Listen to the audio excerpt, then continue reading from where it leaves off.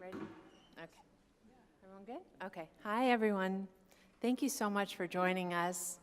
We're really excited to have this conversation, especially in this room, which I think is really appropriate given the sort of incredible ceiling that we're all witnessing. And so for today's panel, we have artists, architects, journalists, and editors, all of whom have worked directly with publications to make art, write stories, and to provide artists with a space to voice their distinctive viewpoints on world events and urgent issues. Throughout the hour, we're going to present our work in the field, and then we will transition into a conversation that focuses on how to expand this kind of work, with each of the participants weighing in on their own stories of successes and failures of working in this manner. We hope to cover how we can lift this work out of the kind of niche that it's in right now and share tangible ways that publications can make room for this kind of work. So first, I want to introduce Surya Matu. He is an artist, investigative data journalist, and the senior data engineer at the Markup. He previously worked at ProPublica and Gizmodo's Special Project Desk, and he was the inaugural IBEAM Journalism Fellow in 2017. Ivan Siegel is the executive director of Global Voices and a researcher and artist. He's been a fellow at the Library of Congress and the Berkman Klein Center for Internet and Society. He works on long-term explorations of societies undergoing conflict and political change, and collaborative projects with communities to portray their own experiences and control their own media systems. Allison is a Pulitzer Prize-winning journalist and licensed architect who uses satellite imagery and data visualization to investigate urgent social issues. Robin Kwong is the new formats editor at the Wall Street Journal and co-founder of the Contemporary Narratives Lab. He also created the Uber game, a popular news game where you play as a full-time Uber driver trying to make ends meet when he was at the Financial Times. As for me, I'm a journalist. For 2 decades, I have written about art and politics with a focus primarily on the Middle East. I launched 2 artist-led journalism platforms for 2 New York nonprofit organizations called Creative Time and IBEAM, which I will discuss shortly. All right, I'm going to kick it off with my presentation. So, collaboration, not instrumentalization. How newsrooms can work with artists to produce compelling journalism. I know that's a really big mouthful, but I think it kind of gets to the heart of what we're going to try to talk about today. So first, I wanted to say that I think everybody on this panel today would probably agree that there is an impulse for many publications to see art as a way to sort of illustrate or decorate a story. But I think that approach really misses the potential power it can have for certain publications. So I believe that art explores abstract truths, and when it's paired with rigorous journalism, readers are able to understand a story in a way that is closer to how they experience the world itself. In other words, art can bypass analytical interpretation by engaging an audience's senses.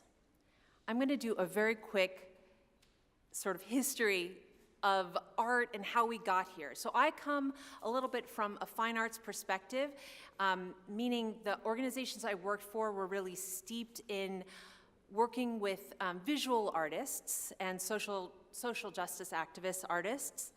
So this one is a really important piece for us to think about because it's spiral jetty. It's made by the artist Robert Smithson, who was incredibly famous, and the idea was that in the late 1960s, art started to move outside of a white box construct and into a more explicit conversation with the environment it engaged with. And this piece in particular is really a good example of that. It's about the idea of entropy, growth, and the circular nature of time. Here, the environment, okay, either social or cultural, becomes the subject of the work. Now, this is the organization that I first started working with, which is Creative Time, which is a nonprofit public art organization in New York that does a lot of work that's solely in the public sphere. And this piece was done in 1989, right? And it's called Kissing Doesn't Kill, Greed and Indifference Do. And so it's from an artist collective called Grand Fury, and the idea was that this was the height of the AIDS crisis in the United States, and this was a political art action that was appropriating advertising and media strategies to spread information about AIDS and its social ramifications to a vast audience. So this idea was the pairing of this piece's message with three couples kissing, and it appeared on postcards and on buses all throughout New York and in San Francisco. Creative Time's probably most iconic piece is something you've all seen, which is the Tribute in Light, two beams of light that come out of the World Trade Center. It was made 6 months after 9/11, and it was coordinated with two artists in particular, as well as the city, and as you know, it continues to become a yearly exhibition that's happening. But you sort of see the trend that I'm talking about here, right? Then that all kind of leads to this idea of if we have all of these artists who are working and thinking about social issues, what does it mean to actually take their voices and put them into a space where they can speak to broad publics, right? So that meant for the organization moving ideas online. And so you had this really like growing crop of artists who were themselves calling themselves like social practice artists. Their practice focused on social issues, so how do we take their issues and bring them into the world of journalism? So we created this website called Creative Time Reports, and the idea of this was basically to have commission artists create works that either were partnered with major news organizations like The Guardian, The New Yorker, Slate, Salon, Al Jazeera America. This was one of our very biggest pieces that we did with the artist Trevor Paglin. It was launched the day that The Intercept launched. Trevor Paglin is a photographer, and he did a project where we flew over the NSA, the National Geospatial Intelligence Agency, and he took photos of each of these agencies, and he made them available in the public realm. And the idea about this was, this was post the Snowden Trove archive, and he was compelled to create a kind of image that would be part of the visual lexicon of this story. It would be something that could be a kind of reference point for a larger conversation, for something that was very complicated and hard to understand. He wanted to create the images that could connect to the stories that we were reading. Other pieces that we did at the time were one was with Ai Weiwei, where he talked about, about China, in particular about the media. And I went and actually met him in Beijing at the time. And one of the quotes from his story that he wrote, which we co-published with The Guardian, was, "Society allows artists to explore what we don't know in ways that are distinct from the approaches of science, religion, and philosophy. As a result, art bears unique responsibility in the search for truth." Another piece we did was with Molly Crabapple, who was an artist who had visited Guantanamo and had done a lot of portraits of detainees in Guantanamo, and this was one that we collaborated with the Daily Beast. So as you see, what we did is we would commission a lot of these artists, and then we would co-publish a lot of these pieces with very large publications. And the idea being, how do we get more of their work out to large audiences? Then in around 2018, I launched with iBeam, the Center for the Future of Journalism, which took on a bit of a different model. It acted in many ways, and we like to think of it as sort of like the artist version of the Pulitzer Center for Crisis Reporting, in the sense that what we were doing was we were giving funding to artists to create ambitious works for major news organizations. And this is a sort of example of some of the pieces that we did. We worked with The Guardian, The New Yorker, The Atlantic, Wired, Gizmodo, The Nation. These are some of the pieces we did. We helped support the Re-Educated, which was the most ambitious immersive storytelling project ever published at the New Yorker that came out last year. We also worked with Allison, which we will get to when she speaks as well.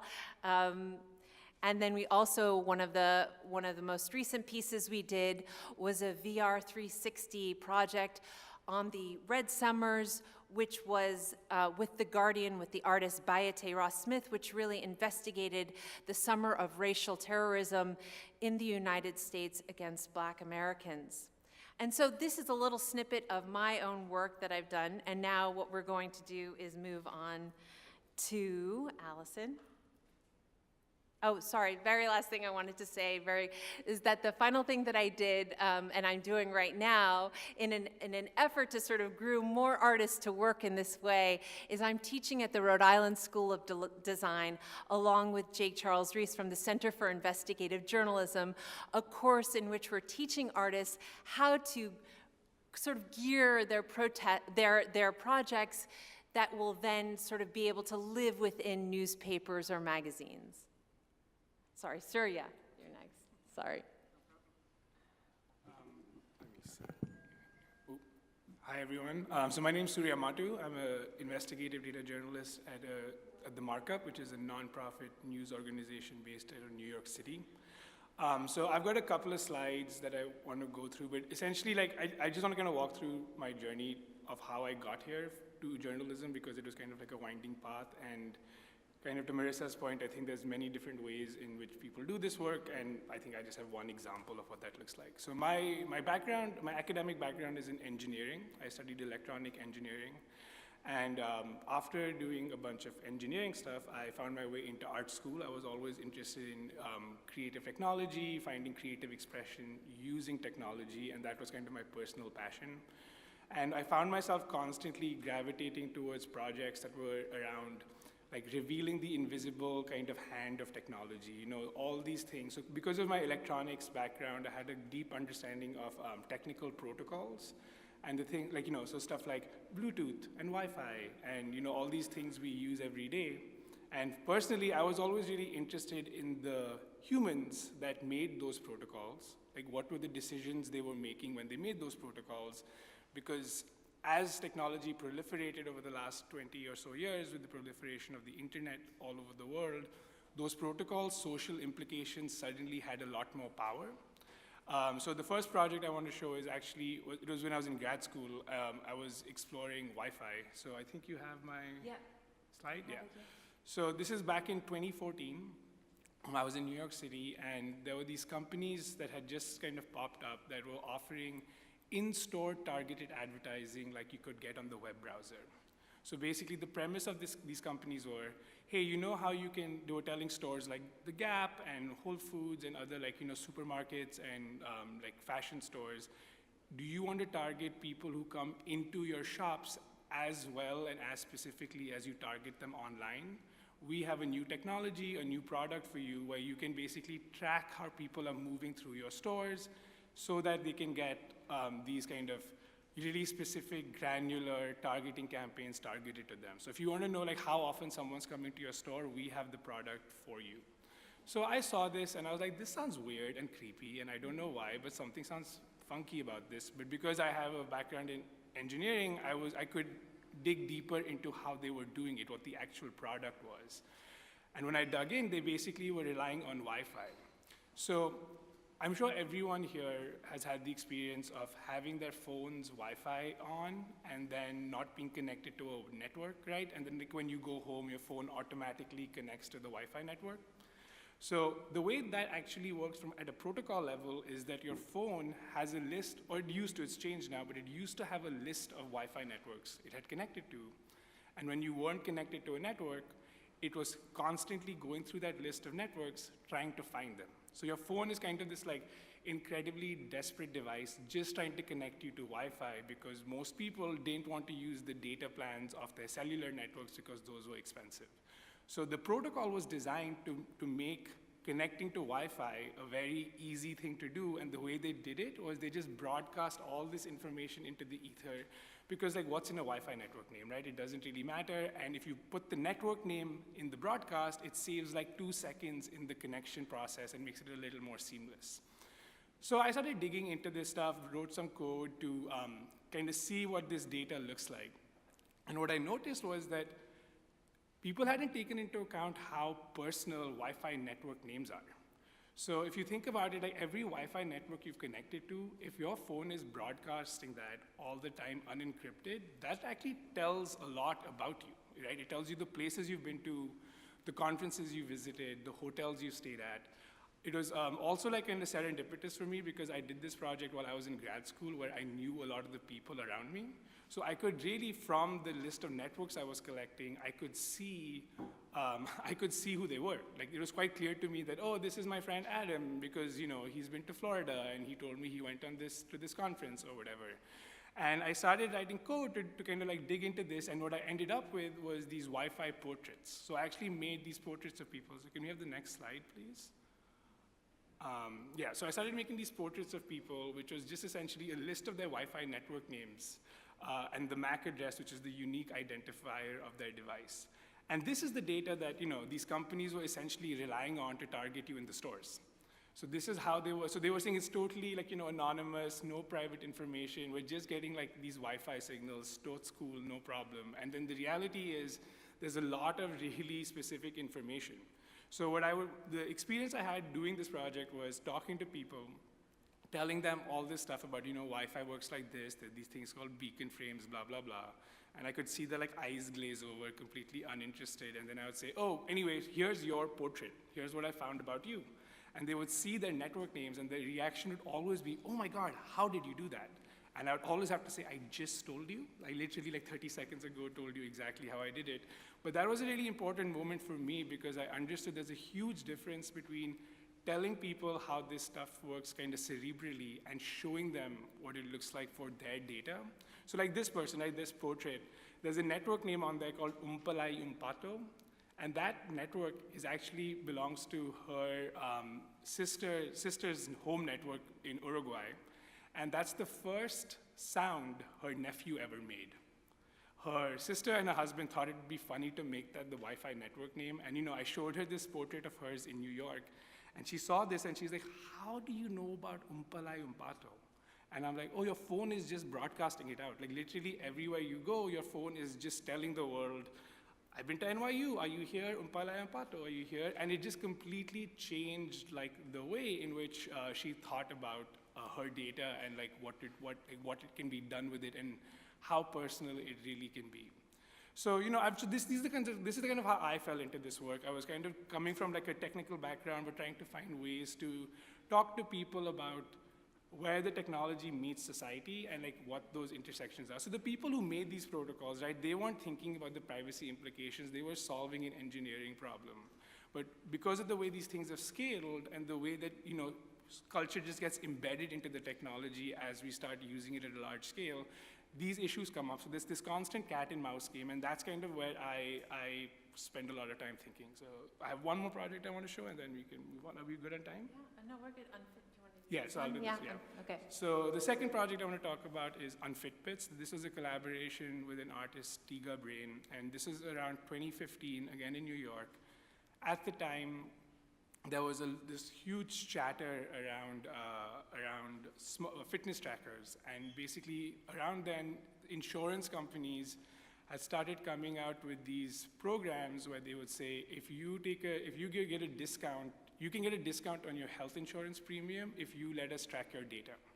So the idea was that insurance is expensive, we want to help you make it safe, like cheaper.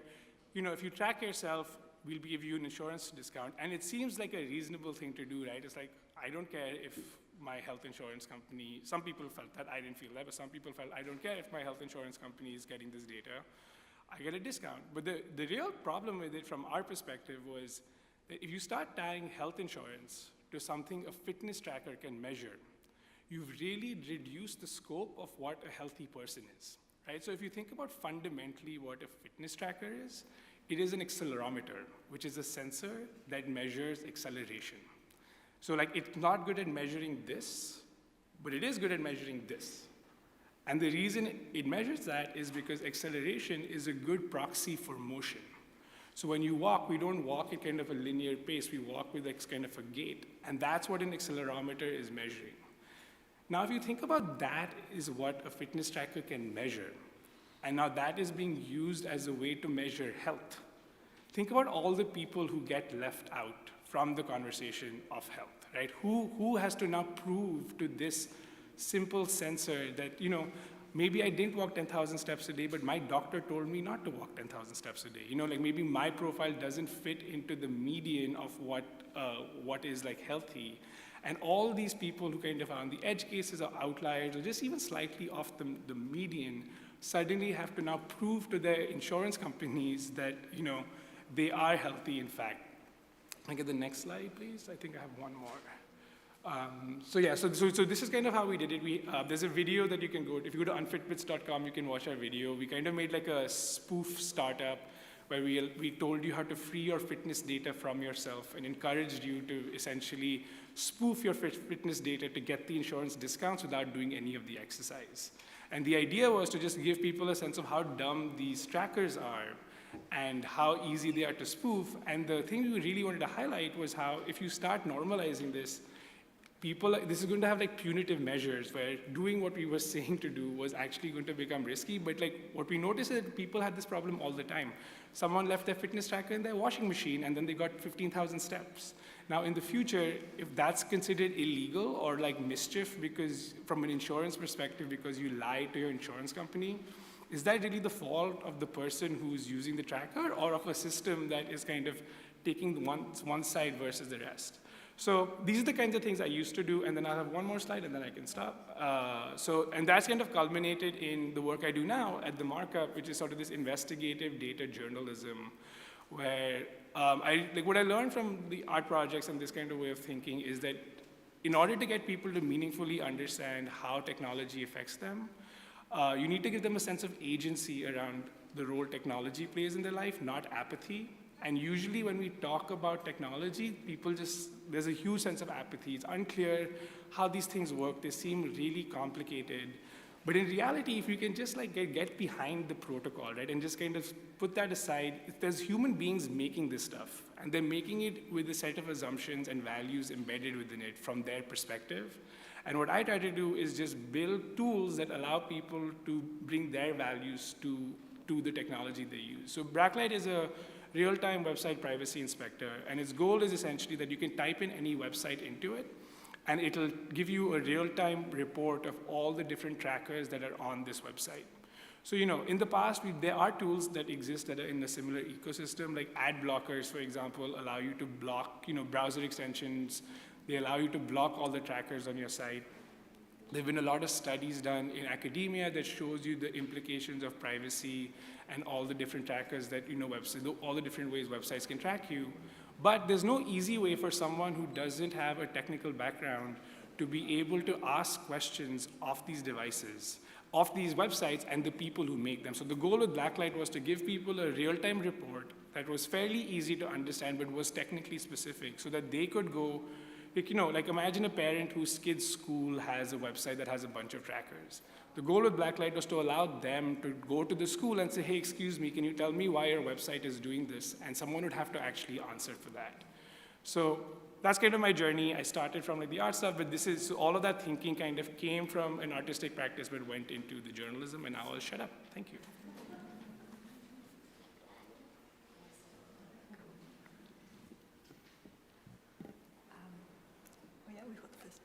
Hi, I'm Allison. I'm an architect by background, and I'm licensed, and I worked for several years in commercial practice doing architecture and urban planning before starting to work for myself in about 2010. This slide that we can see on the screen is from a project I did in 2015 to 2017. It's called Migration Trail, and it's the first project that I did that really moved in this more documentary and journalistic direction. And it's a mapped data visualization that tells the story of two fictional migrants who are traveling to Europe in real time. And we used a lot of maps and data, and we worked with 2 writers who came from Nigeria and Lebanon to write the voices of these 2 characters, which would then be presented as a social media feed which you could get on your phone in Facebook Messenger.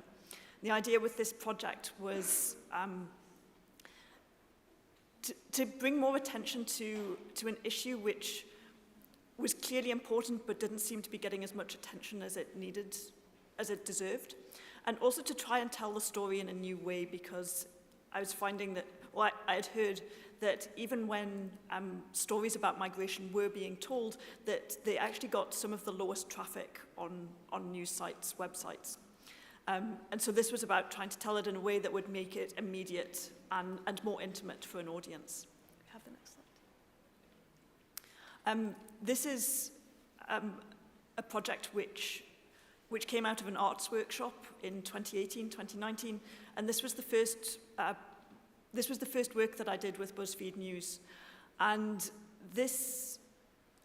we discovered at this arts workshop, which was focused on surveillance, that we could look at these public CCTV cameras, which are just streaming in high resolution 4K live on the web. Anyone can access them. And that if we went and looked at the Instagram stories that were being shared in those public spaces, that we were often able to match the Instagram stories to the CCTV footage, identify the person who had taken the story, and from there we could kind of stalk them both all over the web, because we could connect their Instagram accounts to, well, we could look right through their Instagram posts, we could connect to their other social accounts, but we could also start to track them right around the city, because we had this fixed point in the CCTV that we could then like batten together from other CCTV cameras. So an incredibly creepy discovery on a platform that most people think of as being like very friendly and benign. Yeah, next please. And this is the last project that I'll show you. This is a project I've spent the last 2-3 years on, which is a project to find the network of detention camps in Xinjiang, which is in northwest China. It's estimated that there's over 1 million people detained there, and because there are so many restrictions on the internet and information in China, because there are so many restrictions on journalists' work in Xinjiang, for a long time after the rumors started to appear about like hundreds of thousands of people disappearing into these camps, there wasn't a huge amount of evidence there. And I teamed up with a reporter from BuzzFeed News, Megha Rajagopalan, who has worked in China for many years, and who was very keen to find the rest of the camps. And we started to work together using satellite imagery, which meant that we could work effectively from outside of China to try and find the full network. And the way that we did that was to start tracking censorship, which we discovered in Baidu maps. We discovered that at the locations of the camps, there was a light grey square that would appear at a specific zoom level, which we later learned was confirmed as censorship. And by tracking those masked tiles, we were able to find the full camps network. Yeah, I think that's it for me. Yeah, and this is an annotated drawing of one of the camps. I'll leave that there. Okay, great. Robin. Hello. Thanks, Marissa. Hi. Hi, everybody. I'm Robin. My background's in journalism. I started off as a reporter and then became an editor. And yeah, cool. So 6 years ago, I made that alongside a bunch of really talented colleagues at the Financial Times. It's a news game where you play as a full-time Uber driver in San Francisco trying to make a living. And with that project, what I wanted to do was to try to use game design mechanics and techniques to try to bring to life and make more impactful the sort of lived everyday real-life experience of the Uber drivers, which sometimes gets lost in the business reporting about Uber as a company or the sort of overall picture of looking at the company and what it is doing. So the game ended up being really successful and really popular. More than 500,000 people has played it. And in making it, what it really started to make me think about and realize is that game design is really just sort of one mode or one way of designing a narrative experience for people to go through. And so I started thinking, besides game design, what else can we as journalists sort of learn from and draw from in order to create these sorts of narrative experiences? And so about a year later, if we can go to the next slide, I started this Contemporary Narratives Lab together. I got together with Andre Pisa, who's a journalist and theater director from Brazil, and later Professor Dr. Glenda Cooper from City University joined us to just sort of make a space. All three of us were interested in this intersection in this sort of area, and we just sort of made the space for us to explore. And our first project happened about a year later. We got a very tiny bit of funding, and we're able to, if we go to the next slide, do a project where we paired up 5 groups of artists with journalists at the Financial Times and their stories. It was a really, really short pilot, so they only had 5 days from beginning to end, and the artists were told to use the journalism, to use the reporting material, to use the stories as a jumping off point to create new work. So not just to sort of, re-present what was already in the story, but to use that as an inspiration and as a jumping off point. It was really great. We were able to, at the end of 5 days, gather everybody back together and do a in-person, real-life sort of show at the Battersea Arts Centre in London to present the sort of scratch performances, the MVP performances from these artists. This was really encouraging, partly because, as you can sort of see a little bit of a glimpse of it from these photos, of just a wide range of pieces and performances that came out of the journalism, but it also kind of highlighted the shortcomings of this really short engagement, like how much can you really do in 5 days? So for our second project, which took place last year, we got a little bit more funding, and this time there was only one pair. So we paired up one group of artists with the Bureau of Investigative Journalism. So Coney, our interactive theater makers, and the Bureau, huge thank you to them if any of them are around or will see this, to the Bureau and specifically the Bureau local team and the health inequality team, which was investigating this story during the pandemic. And because we were able to pair up the artist and the journalist together for 10 weeks, it actually ended up being a bit more because the pandemic sort of messed the timings of everything up. The artists, if we go to the next slide, were able to create sort of intermediate pieces of work during that time and respond to what the Bureau was doing journalistically. So this is not a great picture of it, but basically Coney created a sort of guided interactive discussion to take place, a sort of after party to take place after one of the Bureau's open newsroom events on that investigation, and the discussion from that after party became inputs actually to the final piece that was produced at the end of that 10-week process. Next. So I'm not going to go into the full details of what that project was because there's not a lot of time, but I just kind of want to highlight, so this is a quote from someone from the Bureau side, which was sort of this way and this ability to represent people's lived experiences and some of the reporting material, both back to themselves and to others, was valuable and impactful. And I think it sort of highlights increasingly the area that I'm interested in exploring and we're trying to facilitate with the Contemporary Narratives Lab, which is that it's not really just about an artist-journalist collaboration. It's not really just about how an artist or a journalist works together. It's really about how a journalist, an artist, and members of the public can come together to co-create, and how we as journalists can work with artists and people of other disciplines to sort of create and hold open a space for civic discussion that is fact-based so that we can sort of create or facilitate healing, change, and impact. And so the last thing that I'll show, which it makes me very joyful because I have zero involvement in this other than as an admirer of it, is sort of shows that it's not just us interested in this, that this sort of thing is happening with other places, with other people as well.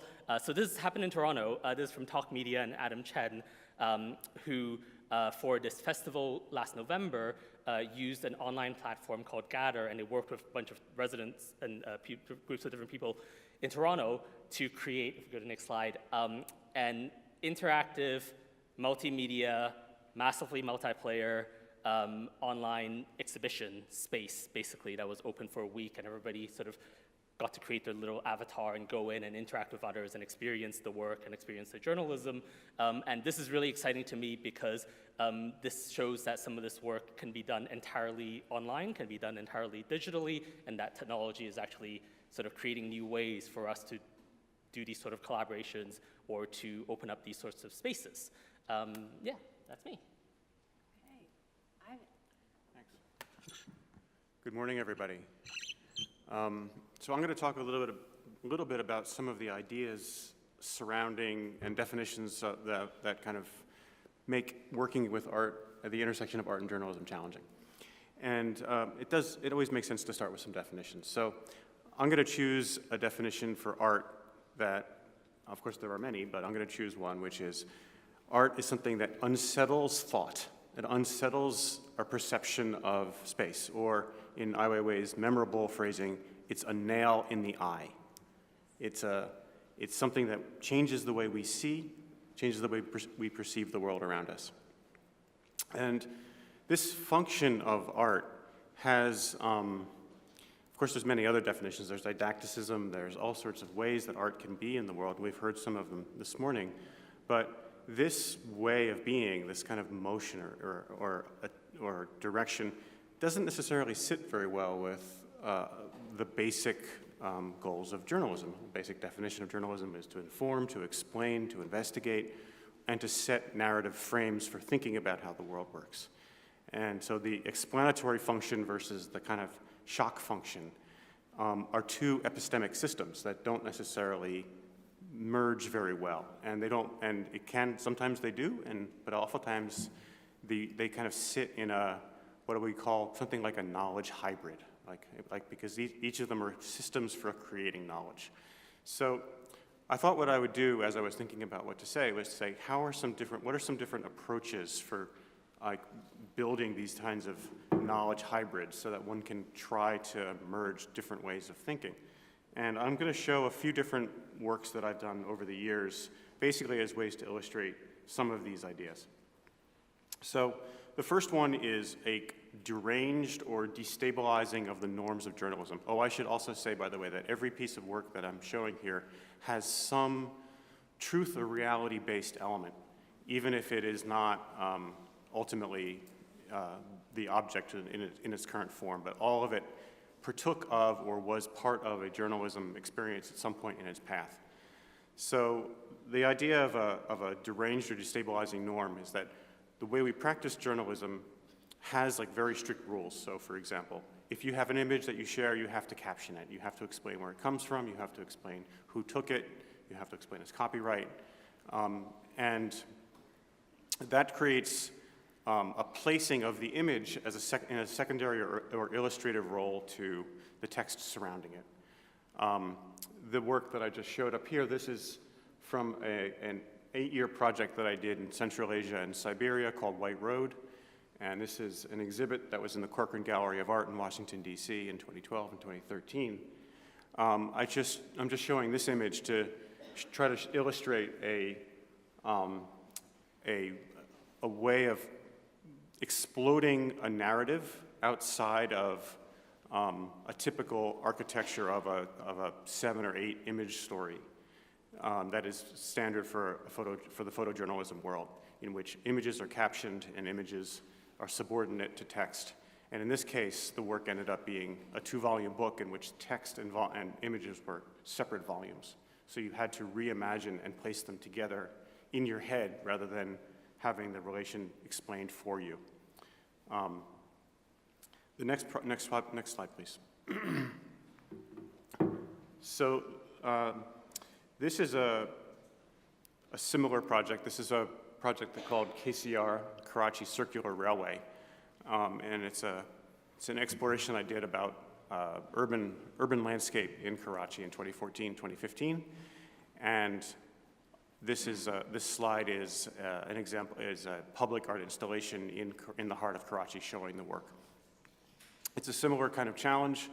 Instead of just photographing the space, I photographed it in a systematic way, and then instead of captioning the work, I created a class or a structure for the descriptions of the landscape in the space of the city, and then paired the captions that I wrote with classes of images and built a randomizing engine so that random captions affiliated with random images on the basis of image class, so that you could, you watched or experienced the whole piece over 15 hours. But the divorce or the restructuring of journalistic norms is what created the work, what created the art. And it ended up, next slide please.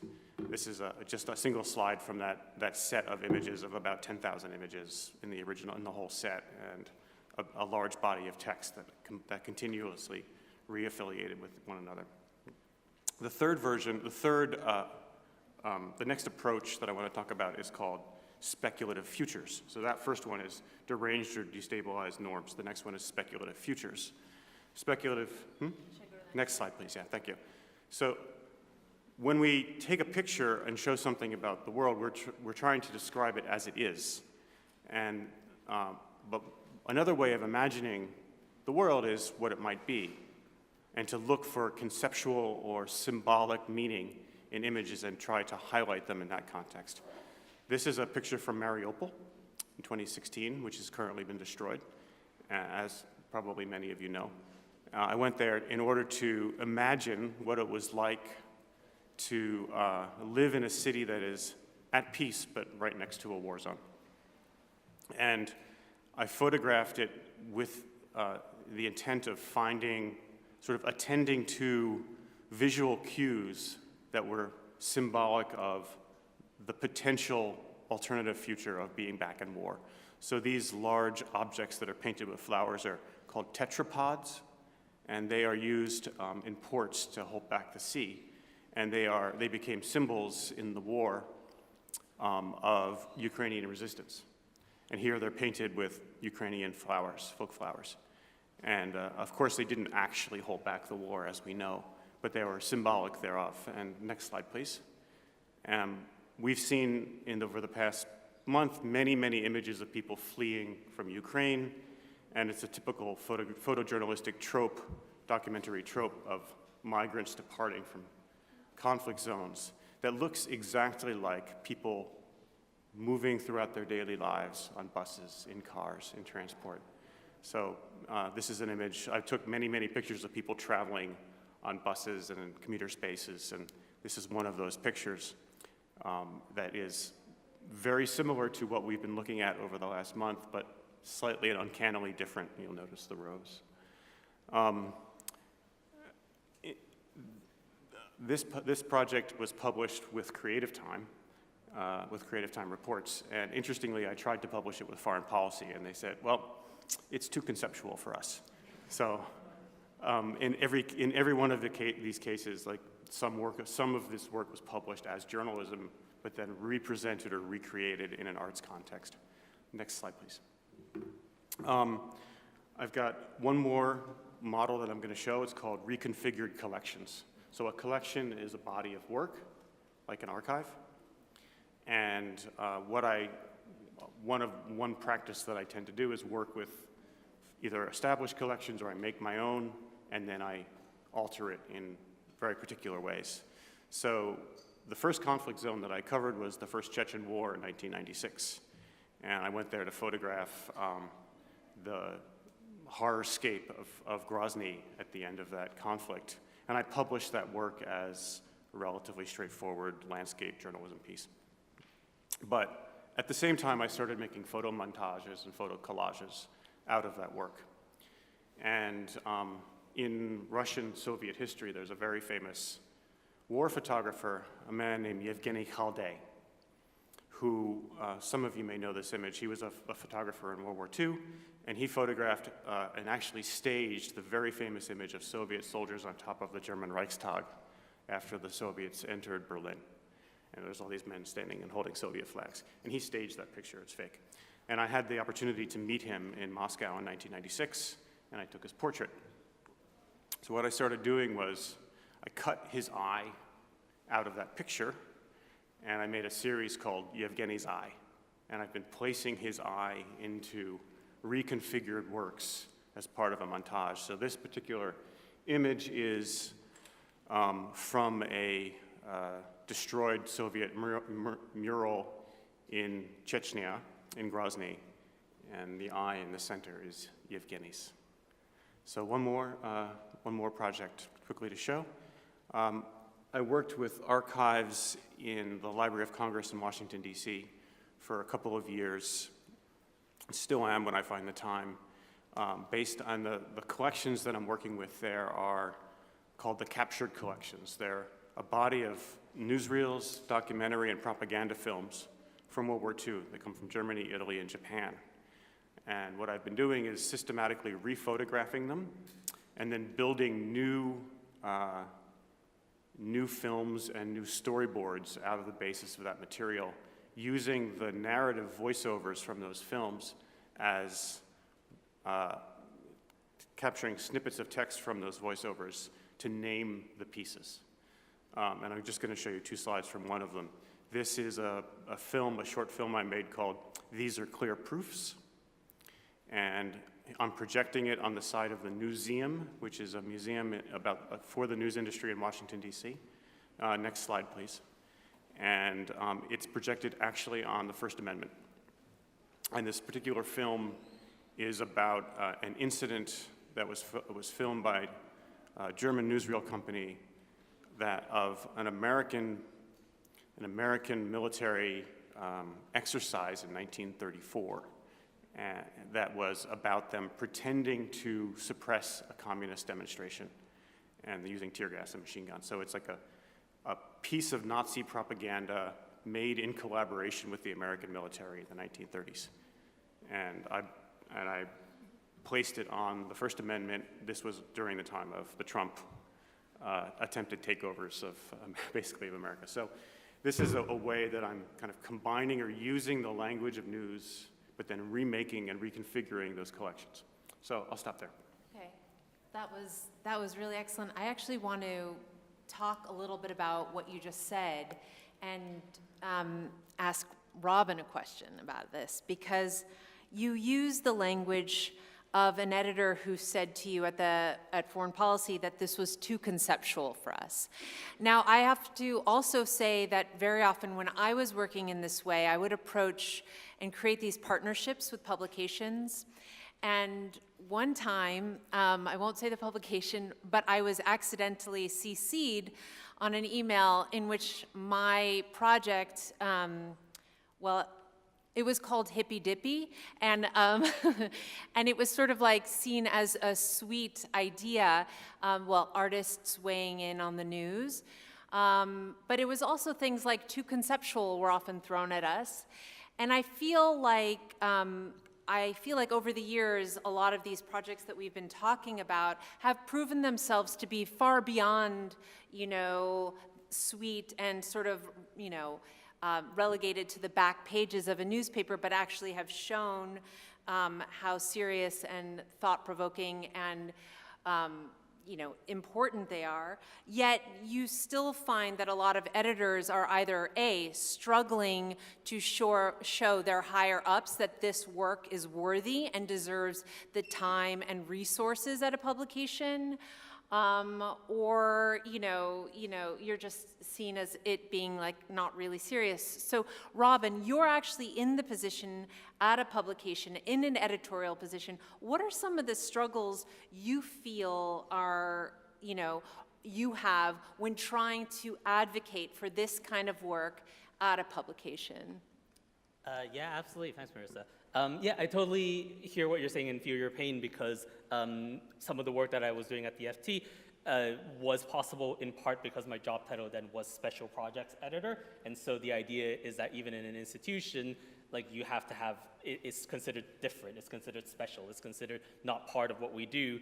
But the FT was a big enough organization and generous enough and experimental enough to create a separate space for us to try to do some of this thing. And so I think some of the struggles is that broadly sort of institutional and cultural change is long and hard, and that editors approach commissioning and greenlighting and going ahead with stories with a set of expectations both in their own heads of how they were trained up and grew up and learned the craft of journalism, but also what they believe reflects sort of what is expected from the audience who will approach this work expecting it to be a piece of journalism in the format that they're used to, right? And so in one way, the Uber game ended up being successful because it was surprising and it was able to challenge those assumptions. People was like, I can't believe it was the FT that made this. We thought it would be another organization, it would be something different. But that also just highlights how well, you can't do that every time because you can only sort of use that as a surprise because it was the first time. I will say, though, that on a positive note, that there is change, and this change is happening, but on a gradual and slower basis because, so my now former employers at the FT has recently built and bulked up a visual storytelling team. The journal itself is increasing. Shazna is here today, our visual editor. She has a growing team. She is increasingly guiding more collaborations. I think sort of success in this case actually ends up looking like unremarkable pieces, sort of these sort of things happening as a matter of course, as a matter of sort of the organizations being organized and structured in a way to enable day-to-day examples of these happening, and they're not necessarily considered, you know, something to necessarily highlight and talk about at a festival, for example. Yeah. Gotcha. Surya, I want to talk to you a little bit about your background as an artist and how, if you could just talk a little bit about that being infused in the way that you work. You sort of touched upon it a little bit, but I like, you've once said, I think the quote is, a photojournalist in algorithm city. I'd love to hear a little bit about your practice and how you connect it to your work at the Markup or all of the publications that you've been working with. I'm sure. So I'll say that the biggest thing for me, in like looking back, it all makes sense. It's a nice narrative, but the thing about the framing a lot of what I do as art is it just gave me a lot of permission to do what I wanted and go with my instinct rather than try to think about the structure. I mean, I was thinking about what Ivan was saying, and I think it's true that like with journalism, it really has to fit into the box. And when I started working as a journalist, a lot of what I was interested in did not fit into those boxes. So figuring out how to take what I thought the actual story was and get it to a place where you can, where it has the journalistic value that, you know, kind of fits into what you expect in like the unremarkable way that like Robin was talking about has been a big part of my kind of journey. And what I've learned from all the different projects I've done is that, you know, like anything else, there's many types of art and there's many types of data journalism. And I find myself always in this place where the thing that I always come back to is where do the humans meet the technology and how do I capture that moment? So that's just like where I landed because of kind of my interests and like my intuition and, you know, my aesthetics. And doing it as art basically means that I don't need to think as much, especially because a lot of the work I do is focused on technology, and the technology doesn't fit the platform of traditional journalism. So thinking about it as art, thinking about how to be expressive about these concepts and ideas in a way that still speaks to accountability, speaks to harm, but there can also be a sense of like delight or pleasure for the person experiencing the work.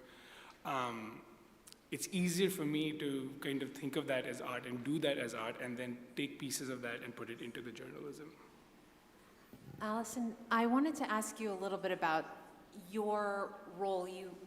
When we've spoken earlier, you talked about, well, people have an idea of what a freelance writer is, a freelance photographer is, but when I came to the table, people were struggling to understand like what my role is. Now, you have also said that it's gotten easier, but if you could talk a little bit about that process and what you see as the necessary next steps might be in order to sort of gain more acceptance in terms of that editorial landscape. Sure.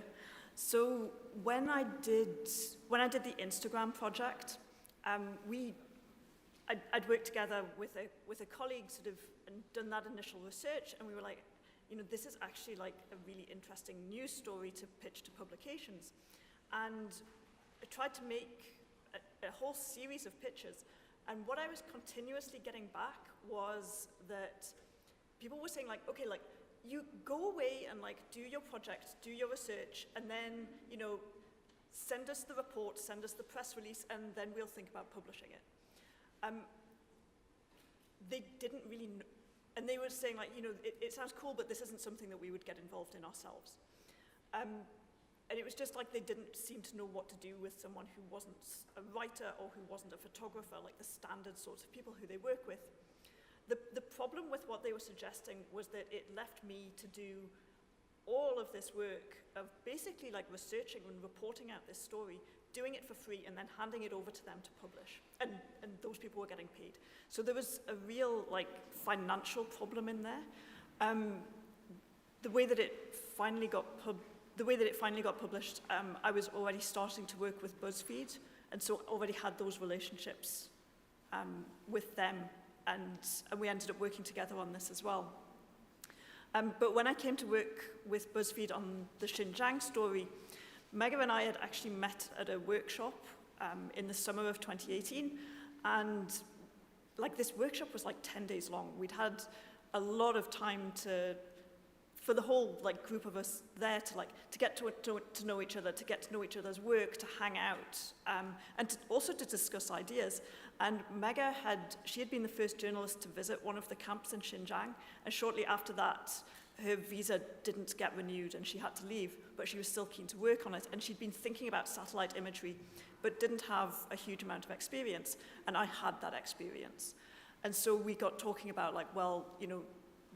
maybe we can work together. So the relationship was there, and there was clear skills that they had a need for. The next thing that happened, though, was that I actually started grant writing for the project. We got my time and Christo's time. Christo was the developer who worked with us on this. And the two of us, our time was paid by the Open Tech Fund, and I actually did all of the fundraising about that. So it was also it was relatively easy for BuzzFeed to say yes to this, at least in financial terms. In terms of Mega going and pitching the project, she said that she went into this pitch meeting and she thought that when she went in and said hey guys, I want to find all of the camps in Xinjiang, I'm going to work with an architect and developer to do it. She thought that they were just going to think she was insane. And they didn't. They actually went for it. And she said that one of the things that really worked in her favor was that BuzzFeed is a very new news organization. And so there was no one there to go well, you know what, guys, we've been doing this for 100 years and we've never done this before. There was no one to say that. And so it was an organization which was much newer, had fewer traditions and fewer processes there. And so they were much more open and willing to be experimental. Ivan, I want to talk about the Karachi Project a little bit. And, this was a huge project that you spent so much time on, and yet you got funding from the Pulitzer Center for Crisis Reporting, right? So incredible. And yet, when you started to work and seek publications, you hit a wall. What is that wall? And this is probably going to be the last question that we have because we're about to run out of time, but what is that wall and how can we overcome that now? So there are many walls there, and I built them all. So I did publish parts of that work with The Guardian and Foreign Policy, but the work that I published with those organizations were descriptive of the challenge, articles, descriptive of the challenge that Karachi is facing as a city. And when I tried to show the work itself, there was no space. There was not even a mechanism for understanding it at those types of publications. The work itself is intentionally anti-dramatic. It's intentionally seeks to show the experience of what it feels like to move through a congested city in a commuter space. So it's quite dreamy, and it intentionally separates text from images in ways that confuse and confound, and that's not what journalism tends to do. So I ended up, I had 2 museum shows for that work, and I put it in 10 different film festivals, but I still didn't that wasn't enough for the Pulitzer Center because they wanted it to be published in a magazine. And eventually it was. Eventually it was published in a journal of landscape architecture, and that satisfied their formal requirements of the grant. But what would you hope that more editors would bring to the discussions with you? What are the things that you feel are missing from these conversations? Last question. So I just think that there needs to be a way of framing. So much of what journalism is designing and creating frames for understanding the world. And oftentimes those frames are actually quite conservative. They're quite reactionary. Media outlets, especially the bigger broadcast media, they'll do 2 or 3 stories a day, and they determine the priorities of their storytelling in advance. And if you don't fit within that narrative frame, then it's not going to get published, or it's going to be reinterpreted within that frame. So work that is seeking to destabilize our understanding in my original formulation, a media outlet needs to create a space in which there's almost like a portal to that understanding. Like with Robin's work, it created a portal for that, or BuzzFeed creating a portal for Allison's work. And because we're talking about different epistemic systems, different systems of knowledge, and I think just a last point, which is the work of the forensic imaginary, which is what Allison does, and other groups like forensic architecture, is maybe the most challenged in this space, because it actually has 3 different epistemic systems, 3 different knowledge systems: legal, arts, and journalism. And those things fit together very uncomfortably sometimes. And we hope to see you. If you have any additional questions, we'll be around for the next few days. Thank you to the panelists. That was wonderful. And we'll see you all soon. Thank you.